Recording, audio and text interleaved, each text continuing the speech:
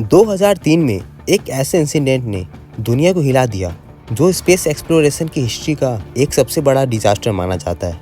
ये कहानी है एक ऐसे एस्ट्रोनॉट की जो सिर्फ इंडिया ही नहीं बल्कि वर्ल्ड के लिए एक इंस्पिरेशन थी, जिनका नाम था कल्पना चावला। लेकिन उनकी मौत एक मिस्ट्री भी थी और एक ट्रेजेडी भी। तो आज हम इस वीडियो में जानेंगे कोलंबिया स्पेस शटल डिजास्टर की असली रीज़न क्या था, नासा की कौन सी मिस्टेक ये डिजास्टर का कारण बनी और क्या कल्पना चावला और उनकी टीम को बचाया जा सकता था। आज जो भी लोग स्पेस एक्सप्लोरेशन के बारे में जानते हैं उनके लिए कल्पना चावला एक मशहूर नाम है। उनका जन्म 17 मार्च 1962 को हरियाणा के करनाल शहर में हुआ था।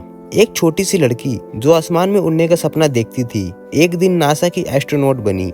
उन्होंने पंजाब इंजीनियरिंग कॉलेज से एरोस्पेस इंजीनियर की डिग्री ली, फिर हायर स्टडीज के लिए यूएसए गई और नासा के साथ जुड़ गई। सन 1997 में उनको पहली बार स्पेस जाने का मौका मिला STS-87 मिशन के साथ। ये एक हिस्टोरिक मूवमेंट था क्योंकि वो पहली इंडियन वीमेन बनी थी जो स्पेस में गई थी और उनका ये मिशन सक्सेसफुल रहा था। 5, 3, 2, 1, and liftoff of Space Shuttle Columbia on a mission combining science and practical aspects of space.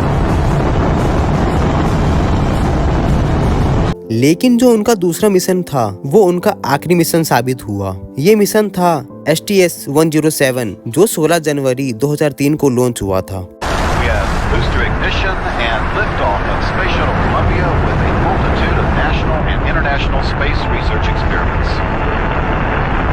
Houston now controlling the flight of Columbia, the international research mission finally underway.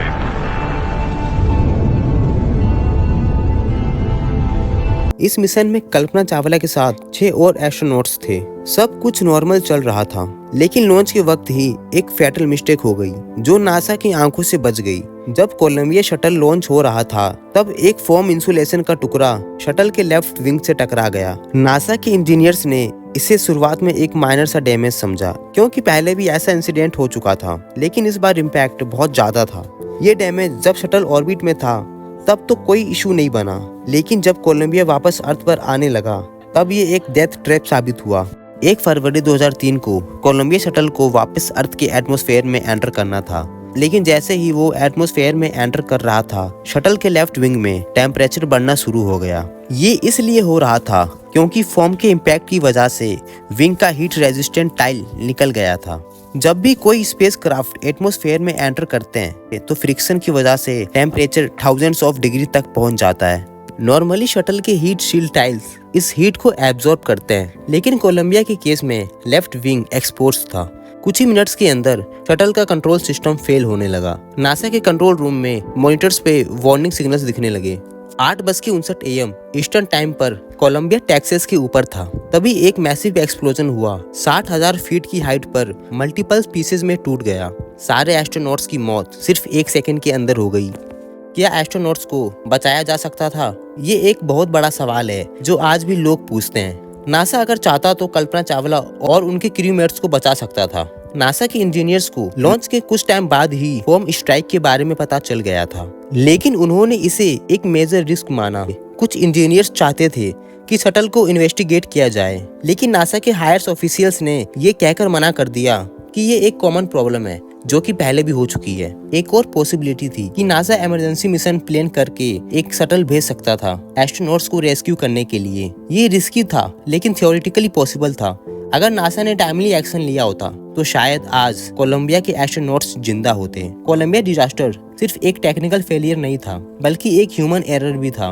NASA की over confidence की वजह से 7 astronauts की जान चली गई, जिसमें एक थी हमारी कल्पना चावला।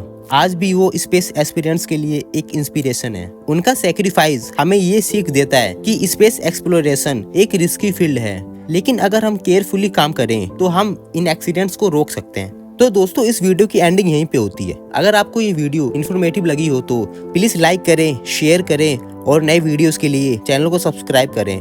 आपके क्या थॉट्स हैं कोलंबिया डिजास्टर और नासा की मिस्टेक के बारे में कमेंट्स में लिखकर जरूर बताएं। तो दोस्तों, मिलते हैं नेक्स्ट वीडियो में। तब तक के लिए टाटा, बाय बाय।